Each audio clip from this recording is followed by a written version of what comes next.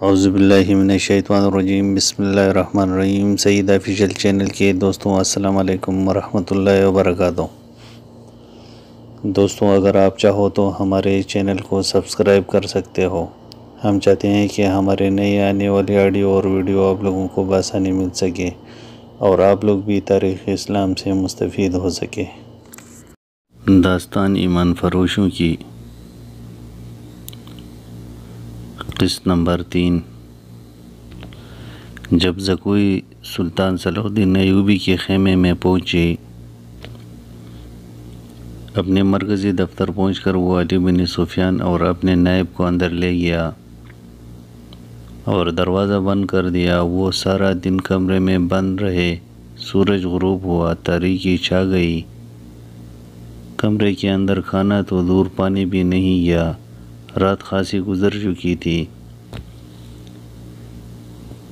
جب وہ تینوں کمرے سے نکلے اور اپنے گھروں کو روانہ ہوئے، علی بن سفیان ان سے الگ ہوا تو محافظ دستوں کے ایک کمانڈر نے اسے روکا اور کہا،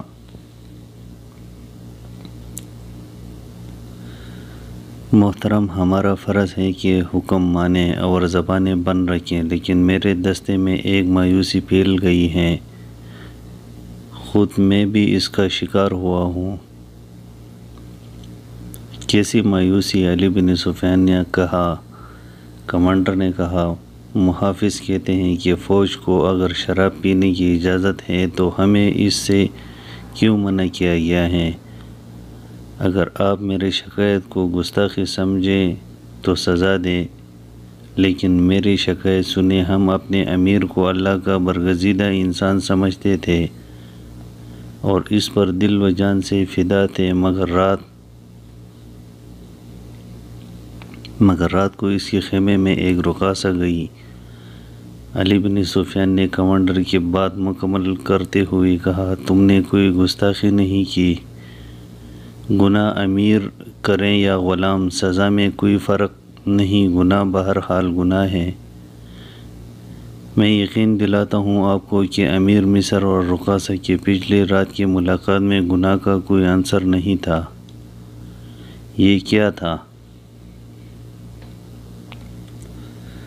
ابھی میں تم کو نہیں بتا دوں گا، آہستہ آہستہ وقت گزرتے ہوئے تم سب کو پتہ چل جائے گا کہ رات کو کیا ہوا تھا۔ علی بن سفیان نے کمانڈر کے کندھے پر ہاتھ رکھتے ہوئے کہا، میرے بات غور سے سنو۔ عامر بن صالح، تم پرانے عسکری ہو، اچھی طرح جانتے ہو کہ فوج اور فوج کے سربراہوں کے کچھ راز ہوتے ہیں جن کی حفاظت ہم سب کا فرض ہے۔ رقاصہ کا امیر مصر کے خیمے میں جانا بھی ایک راز ہے۔ اپنے جان بازوں کو شک میں نہ پڑنے دو اور کسی سے ذکر تک نہ ہو کہ رات کو کیا ہوا تھا۔ علی بن سفیان نے کہا۔ یہ کمانڈر پرانا تھا اور علی بن سفیان کی قابلیت سے آگاہ تھا، سو اس نے اپنے دستے کی تمام شکوک رفع کر دی۔ اگلے روز سلطان صلاح الدین ایوبی دوپہر کا کھانا کھا رہے تھے کہ سلطان صلاح الدین ایوبی کو اطلاع دی گئی کہ ناجی آیا ہے۔ سلطان صلاح الدین ایوبی کھانے سے فارغ ہو کر ناجی سے ملے۔ ناجی کا چہرہ بتا رہا تھا کہ غصے میں ہے اور گھبرایا ہوا ہے۔ اس نے ہکلاتے ہوئے لہجے میں کہا، قابل صد احترام امیر مصر، کیا یہ حکم آپ نے جاری کیا ہے کہ سوڈانی فوج کے 50,000 نفری مصر کی اس فوج میں مدغم کر دی جائے جو حال ہی میں تیار ہوئی ہے؟ ہاں ناجی، میں نے کل سارا دن اور رات کو حصہ صرف کر کے اور بڑے گہرے سوچ بچار کے بعد یہ فیصلہ تحریر کیا ہے کہ جس فوج کے تم سالار ہو، اسے مصر کی فوج میں اس طرح مدغم کر دیا جائے کہ ہر دستے میں سوڈانیوں کی نفری صرف 10% ہو، اور تمہیں یہ حکم بھی مل چکا ہوگا کہ اب تم اس فوج کے سالار نہیں رہو گے، تم فوج کے مرکزی دفتر میں آ جاؤ گے۔ سلطان صلاح الدین ایوبی نے تحمل سے جواب دیا، عالی مقام مجھے کس جرم کی سزا دی جا رہی ہے؟ ناجی نے کہا اگر تم یہ فیصلہ پسند نہیں تو فوج سے الگ ہو جاؤ۔ سلطان صلاح الدین ایوبی نے کہا معلوم ہوتا ہے میرے خلاف سازش کر دی گئی ہے، آپ کو بلند دماغ اور گہرے نظر سے چھان بین کرنی چاہیے، مرکز میں میرے بہت سے دشمن ہیں۔ ناجی نے کہا میرے دوست، میں نے یہ فیصلہ صرف اس لیے کیا کہ میرے انتظامیہ اور فوج سے سازشوں کا خطرہ ہمیشہ کے لیے نکل جائے، اور میں نے یہ فیصلہ اس لیے کیا ہے کہ کسی کا عہدہ کتنا ہی کیوں نہ بلند ہو اور کتنا ہی ادنا کیوں نہ ہو، وہ شراب نہ پیے، ہلڑ بازی نہ کرے اور فوجی جشنوں میں ناچ گانا نہ ہو۔ صلاح الدین ایوبی نے کہا لیکن علی جاں میں نے تو حضور سے اجازت لی تھی۔ ناجی نے کہا میں نے شراب اور ناچ گانے کی اجازت صرف اس لیے دی تھی کہ اس فوج کی اصل حالت میں دیکھ سکوں جسے تم ملت اسلامیہ کی فوج کہتے ہو۔ میں 50,000 نفری کو برطرف نہیں کر سکتا، مصری فوج میں اس کو مدغم کر کے اس کی کردار کو سدھار لوں گا، اور یہ بھی سن لو کہ ہم میں کوئی مصری، سوڈانی، شامی، عجمی نہیں ہے، ہم سب مسلمان ہیں، ہمارا جھنڈا ایک اور مذہب ایک ہیں۔ سلطان صلاح الدین ایوبی نے کہا امیر علی مرتبت نے یہ تو سوچا ہوتا کہ میرے کیا عزت رہ جائے گی۔ ناجی نے کہا جس کی تم اہل ہو اپنے ماضی پر ہی نظر ڈالو، ضروری نہیں کہ اپنی کارستانیوں کے داستانیں مجھ سے ہی سنو، فوراً واپس جاؤ اور اپنے فوج کی نفری، سامان، جانور، خوردنوش وغیرہ کی کاغذات تیار کر کے میرے نائب کے حوالے کرو، 7 دن کے اندر اندر میرے حکم کی تعمیل ضروری ہونی چاہیے۔ سلطان صلاح الدین ایوبی نے حکم دیا۔ ناجی نے کچھ کہنا چاہا لیکن سلطان صلاح الدین ایوبی ملاقات کے کمرے سے باہر نکل گئے۔ یہ بات ناجی کے خفیہ خرم میں پہنچ گئی کہ زکوی کو شاہ مصر نے رات بھر شرباریابی بخشا ہے۔ زکوی کے خلاف حسد کی آگ پہلے ہی پھیلی ہوئی تھی، اسے آئی ابھی تھوڑا ہی عرصہ گزرا تھا لیکن آتے ہی ناجی نے اس کو اپنے پاس رکھا تھا، اسی راسی دیر کے لیے بھی اس حرم میں جانے نہیں دیتا جہاں ناجی کی دلچسپ ناچنے والی لڑکیاں رہتی تھیں۔ زکوی کو اس نے الگ کمرہ دیا تھا۔ انہیں یہ تو معلوم نہ تھا کہ ناجی زکوی کو صلاح الدین کو موم کرنے کی ٹریننگ دے رہا ہے اور کسی بڑے تخریبی منصوبے پر کام کر رہا ہے۔ یہ رقاصائیں بس یہی دیکھ کر جل بن گئی تھی کہ زکوی نے ناجی پر قبضہ کر لیا تھا اور ناجی کے دل میں ان کے خلاف نفرت پیدا کر دی گئی ہے۔ حرم کی 2 لڑکیاں زکوی کو ٹھکانے لگانے کی سوچ رہی تھی۔ اب انہوں نے دیکھا کہ زکوی کو امیر مصر نے بھی رات بھر اپنے خیمے میں رکھا تو وہ پاگل ہو گئی۔ اس کو ٹھکانے لگانے کا واحد طریقہ قتل تھا۔ قتل کے 2 ہی طریقے ہو سکتے تھے، زہر یا کرائے کے قاتل، جو زکوی کو سوتے ہوئے ہی قتل کر دے۔ دونوں ہی طریقے ناممکن لگ رہی تھی کیونکہ زکوی باہر نہیں نکلتی تھی اور اندر جانے تک اس کو رسائی کا کوئی ذریعہ نہیں تھا۔ ان دونوں نے حرم کے سب سے زیادہ ہوشیار چالاک ملازمہ کو اعتماد میں لیا تھا، اسے انعام و کرام دیتے رہتے تھے۔ جب حسد کی انتہا نے ان کی آنکھوں میں خون اتار دیا تو انہوں نے اس ملازمہ کو منہ مانگا انعام دے کر اپنا مدعا بیان کیا۔ یہ ملازمہ بڑی خرانڈ اور منجھی ہوئی عورت تھی۔ اس نے کہا کہ سالار کی رہائش گاہ میں جا کر زکوی کو زہر دینا مشکل نہیں، موقع محل دے کر اس کو خنجر سے قتل کیا جا سکتا ہے، اس کے لیے وقت چاہیے۔ اس نے وعدہ کیا کہ وہ زکوی کی قتل حرکت پر ہر نقل و حرکت پر نظر رکھے گی۔ ہو سکتا ہے کوئی موقع مل جائے۔ اس جرائم پیشہ عورت نے یہ بھی کہا کہ اگر موقع نہیں ملا تو حشیشین کی مدد لی جا سکتی ہے، مگر وہ معاوضہ بہت زیادہ لیتے تھے۔ دونوں لڑکیوں نے اس کو یقین دلایا کہ وہ زیادہ سے زیادہ معاوضہ دے سکتی ہیں۔ ناجی اپنے کمرے میں بہت غصے کے عالم میں ٹہل رہا تھا۔ زکوی اس کو ٹھنڈا کرنے کی کوشش کر رہی تھی، لیکن اس کا غصہ مزید بڑھتا چلا جا رہا تھا۔ آپ مجھے اس کے پاس جانے دیں، میں اس کو شیشے میں اتار لوں گی، زکوی نے کہا۔ بیکار ہے، وہ کمبخت حکم نامہ جاری کر چکا ہے جس پر عمل بھی ہو چکا ہے۔ مجھے اس کمبخت نے کہیں کا نہیں چھوڑا، اس پر تمہارا جادو نہیں چل سکا۔ مجھے معلوم ہے میرے خلاف سازش کرنے والے لوگ کون ہیں، وہ میرے ابھرتی ہوئی حیثیت سے حسد محسوس کر رہے ہیں۔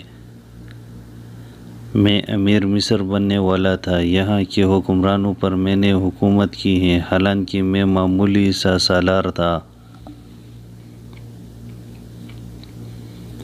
اب میں سالار بھی نہیں رہا۔ ناجی نے دربان کو بلا کر کہا کہ اوروش کو بلائے۔ اس کا ہمراز اور نائب آیا تو اس نے بھی اسی موضوع پر بات کی۔ اسے وہ کوئی نئی خبر نہیں سنا رہا تھا۔ اوروش کے ساتھ وہ صلاح الدین کے نئے حکم نامے پر تفصیلی تبادلہ خیال کر چکا تھا، مگر دونوں اس کے خلاف کوئی تفصیلی کارروائی نہیں سوچ سکے تھے۔ اب ناجی کے دماغ میں جوابی کارروائی آ گئی تھی۔ اس نے اوروش کو کہا، میں نے جوابی کارروائی سوچ لی ہے۔ کیا؟ اوروش نے کہا۔ بغاوت، ناجی نے کہا۔ اوروش اس کو چپ چاپ دیکھتا رہا۔ ناجی نے اس کو کہا، تم حیران ہو گئے ہو؟ کیا تمہیں شک ہے کہ یہ 50,000 سوڈانی فوج ہمارے وفادار نہیں؟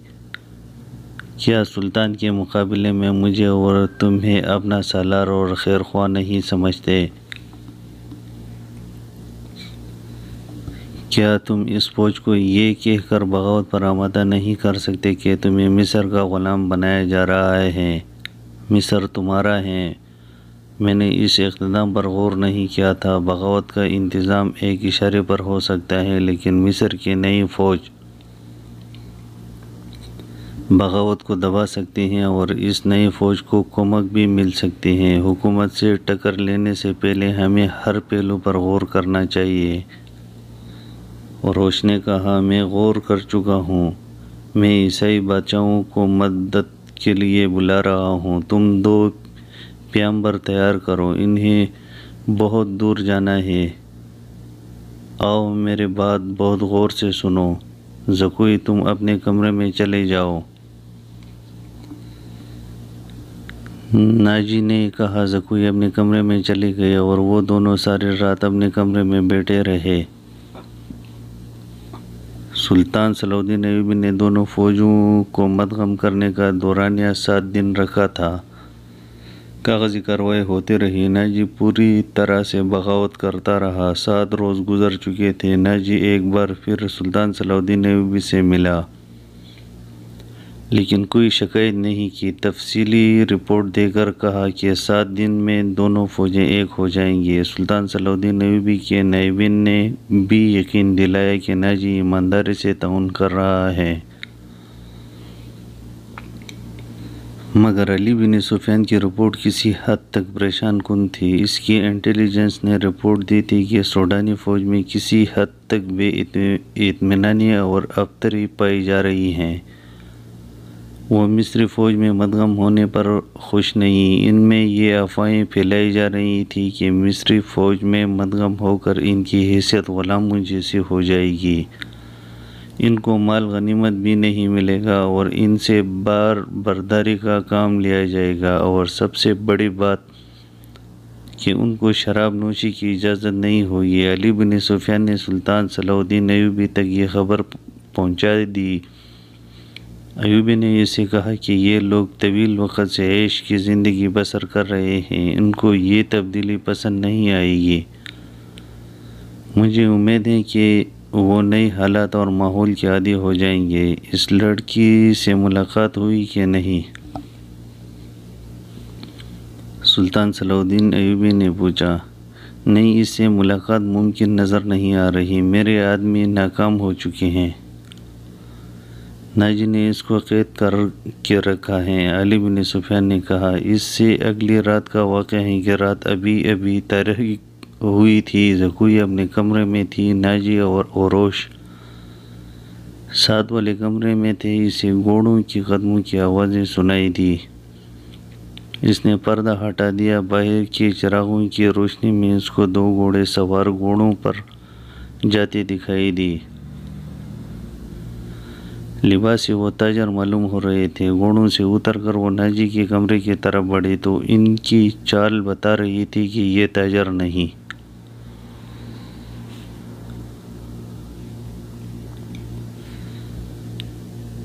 اتنے میں اوروش باہر نکلا۔ دونوں گھوڑا سوار اس کو دیکھ کر رک گئے اور اوروش کو سپاہیوں کے انداز سے سلام کیا۔ اوروش نے ان کی گرد گھوم کر ان کا جائزہ لیا اور پھر کہا کہ اپنے ہتھیار دکھاؤ۔ دونوں نے پھرتی سے چوکے کھولے اور ہتھیار دکھا دیے۔ ان کے پاس چھوٹی چھوٹی تلواریں اور ایک نیزہ تھا۔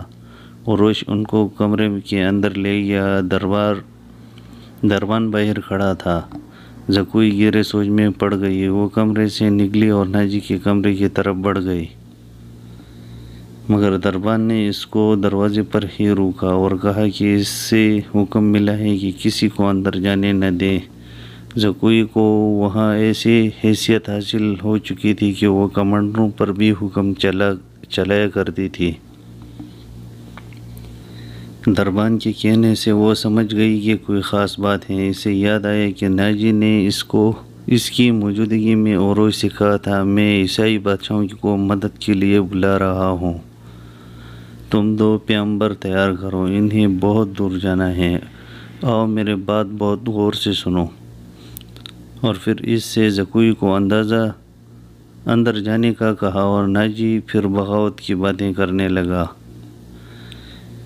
یہ سب سوچ کر وہ اپنے کمرے میں واپس چلے گئے۔ اس کے اور ناجی کے خاص کمرے کے درمیان ایک دروازہ تھا جو دوسری طرف سے بند تھا۔ اس نے اسی دروازے کے ساتھ کان لگا دی۔ ادھر کی آوازیں سنائی دے رہی تھی۔ پہلے تو اسے کوئی بات سمجھ نہیں آ رہی تھی، لیکن بعد میں اس کو ناجی کی آواز بڑی صاف سنائی دے رہی تھی۔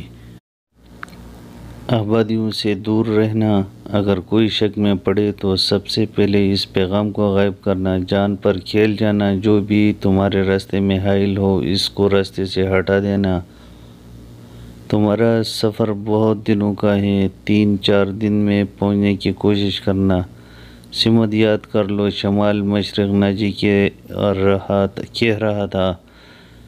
دونوں آدمی باہر نکلے، زکوئی بھی باہر نکلی۔ اس نے دیکھا کہ دونوں سوار گھوڑوں پر سوار ہو رہے تھے۔ ناجی اور اوروش بھی باہر نکلے تھے۔ وہ شاید ان کو الوداع کہنے کے لیے باہر کھڑے تھے۔ گھوڑے سوار بہت تیزی سے روانہ ہوئے۔ ناجی نے زکوئی کو بلا کر کہا کہ میں باہر جا رہا ہوں، کام بہت لمبا ہے، دیر لگے گی، تم آرام کر لو، اگر اکیلے دن نہ لگے تو گھوم پھر لینا۔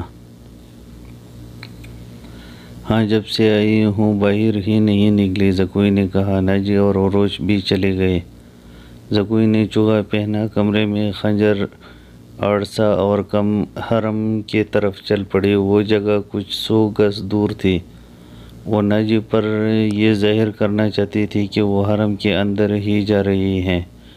دربان کو بھی اس نے یہی بتایا۔ حرم کے اندر جب زکوئی داخل ہوئی تو حرم والیاں اس کو دیکھ کر حیران ہوئے۔ وہ پہلی بار وہاں آئی تھی۔ سب نے اس کا استقبال کیا اور اس کو پیار کیا۔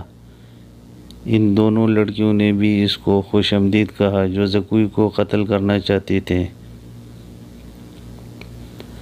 زکوئی سب سے پہلے اور سب سب سے ملی اور سب کے ساتھ باتیں کی، پھر حرم سے باہر نکلی۔ وہ ہرانٹ ملازمہ بھی وہی تھی جس نے زکوئی کو قتل کرنا تھا۔ اس نے زکوئی کو بڑے غور سے دیکھا اور زکوئی باہر نکل گئی۔ حرم والے مکان اور ناجی کی رہائش گاہ کا درمیانی علاقہ اونچا نیچا تھا اور ویران بھی۔ زکوئی حرم سے نکلی تو ناجی کی رہائش گاہ کے بجائے بہت تیز دوسرے سمت کی طرف چل پڑی۔ ادھر ایک پٹگنڈی بھی تھی لیکن زکوئی ذرا اس سے دور جا رہی تھی۔ زکوئی سے 15-20 قدم دور ایک سا یہ بھی ساتھ چل رہا تھا۔ وہ کوئی انسان ہو سکتا تھا لیکن سیاہ لبادے میں لپٹے ہونے کی وجہ سے کوئی بھوت ہی لگ رہا تھا۔ زکوئی کی رفتار تیز ہوئی تو اس بھوت نے بھی اپنی رفتار اور تیز کر دیا۔ یہ گھنی جھاڑیاں تھیں، زکوئی ان میں سے روپوش ہو گئی۔ سیاہ بھوت بھی جھاڑیوں میں روپوش ہو گیا۔ وہاں سے کوئی 250-300 گز دور سلطان صلاح الدین کی رہائش گاہ تھی جس کے ارد گرد فوج کے اعلیٰ رتبوں کے افراد رہتے تھے۔ زکوئی کا رخ ادھر ہی تھا۔ وہ جھاڑیوں سے نکلی ہی تھی کہ بائیں طرف سے سیاہ بھوت اٹھا۔ چاندنی بڑی صاف تھی لیکن پھر بھی اس کا چہرہ نظر نہیں آ رہا تھا۔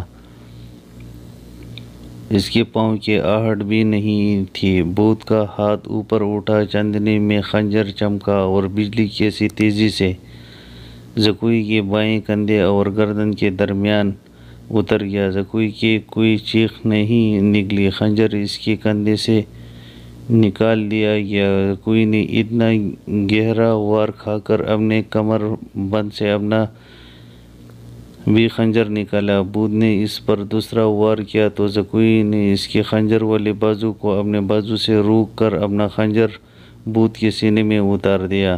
زکوئی کو چیخ سنائی دی جو کسی عورت کی تھی۔ زکوئی نے اپنا خنجر کھینچ کر دوسرا وار کیا جو اس کے پیٹ میں پورا خنجر اتر گیا۔ اس کے ساتھ ہی زکوئی کے اپنے پہلو میں بھی خنجر لگا لیکن وہ اتنا گہرا نہیں تھا۔ اس کے ساتھ ہی حملہ کرنے والی عورت چکرا کر گر گئی۔ زکوئی نے یہ نہیں دیکھا کہ اس پر حملہ کرنے والا کون تھا۔ وہ دوڑ پڑی۔ اس کے جسم سے خون تیزی سے بہہ رہا تھا۔ سلطان صلاح الدین کا مکان اس کو چاندنی میں نظر آنے لگا۔ آدھا فاصلہ طے کر کے زکوئی کو چکر آنے لگے۔ اس کی رفتار سست ہو گئی۔ اس نے چلانا شروع کر دیا، علی ایوبی، علی ایوبی۔ سلطان صلاح الدین ایوبی کے اس عظیم جاسوس زکوئی کے کپڑے خون سے سرخ ہونے لگے۔ وہ بہت مشکل سے اپنے قدم گھسیٹنے لگی تھی۔ اس عظیم جاسوس کی منزل تھوڑی بہت ہی قریب تھی لیکن اس تک پہنچنا ممکن نظر نہیں آ رہا تھا۔ اس نے سلطان صلاح الدین ایوبی کے لیے ایک قیمتی راز حاصل کیا تھا۔ وہ مسلسل علی ایوبی کہہ کر پکار رہی تھی۔ قریب ہی ایک گشتی سینتری پھر رہا تھا۔ اسے آواز سنائی دی تو وہ دوڑ کر وہاں پہنچ گیا۔ زکوئی اس پر گر پڑی اور کہا، مجھے امیر مصر سلطان صلاح الدین ایوبی کے پاس پہنچا دو، جلدی، بہت جلدی۔ سینتری نے جب اس کا خون دیکھا تو اس کو پیٹ پر لاد کر دوڑ پڑا۔ سلطان صلاح الدین ایوبی اپنے کمرے میں بیٹھا علی بن سفیان سے رپورٹ لے رہا تھا۔ اس کے 2 نائب بھی موجود تھے۔ یہ رپورٹیں کچھ اچھی نہیں تھیں۔ علی بن سفیان نے بغاوت کے خدشے کا اظہار کیا تھا جس پر غور ہو رہا تھا۔ اتنے میں دربان دوڑتا ہوا آیا کہ ایک سپاہی ایک زخمی لڑکی کو اٹھائے باہر کھڑا ہے، کہتا ہے یہ لڑکیاں امیر مصر سے ملنا چاہتے ہیں۔ یہ سنتی ہی علی بن سفیان کمان سے نکلے ہوئے تیر کی طرح باہر دوڑا۔ سلطان صلاح الدین ایوبی نے بھی جب یہ الفاظ سنے تو وہ بھی علی کے پیچھے دوڑا۔ اتنے میں لڑکی کو اندر لایا گیا۔ سلطان صلاح الدین ایوبی نے چیخ کر کہا، طبیب اور جراح کو جلدی سے بلاؤ۔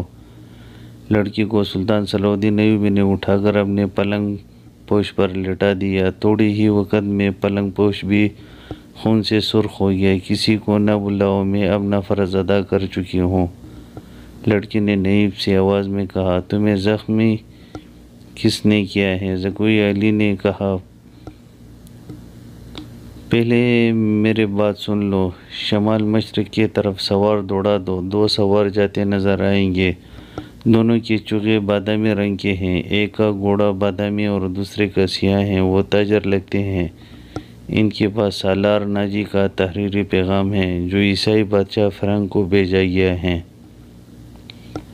ناجی کی یہ سوڈانی فوج بغاوت کرے گی، مجھے اور کچھ نہیں معلوم، سلطان آپ کی سلطنت خطرے میں ہے، ان 2 سواروں کو راستے میں ہی پکڑ لو، تفصیل ان کے پاس ہے۔ بولتے بولتے زکوی پر غشی طاری ہو گئے، 2 طبیب آ گئے، انہوں نے خون بند کرنے کی کوشش کی، زکوی کے منہ میں دوائیاں ڈالی جن کے اثر سے زکوی پھر سے بولنے کی قابل ہوئے۔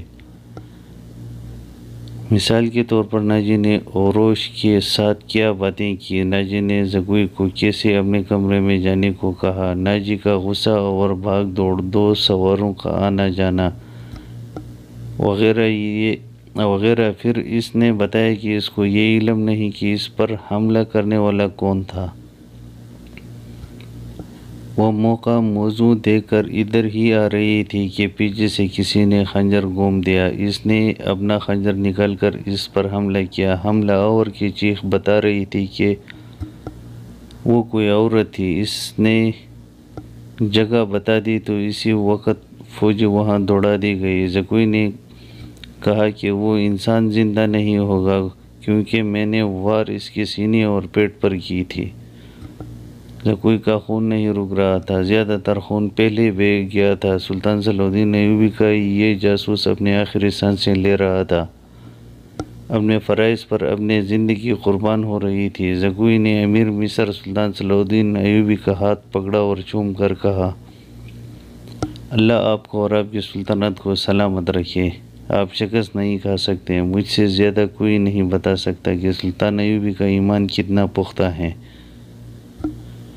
پھر اس نے علی بن سفیان سے کہا، علی، میں نے کوتاہی تو نہیں کی، آپ نے جو فرض دیا تھا وہ میں نے پورا کر دیا، تم نے اس سے زیادہ پورا کیا ہے۔ ہمارے تو وہم و گمان میں بھی نہیں تھا کہ ناجی اتنی خطرناک حد تک کارروائی کر سکتا ہے اور تمہیں جان کی قربانی دینی پڑے گی۔ میں نے تم کو صرف مخبری کے لیے وہاں بھیجا تھا۔ علی بن سفیان نے کہا، اے کاش میں مسلمان ہوتی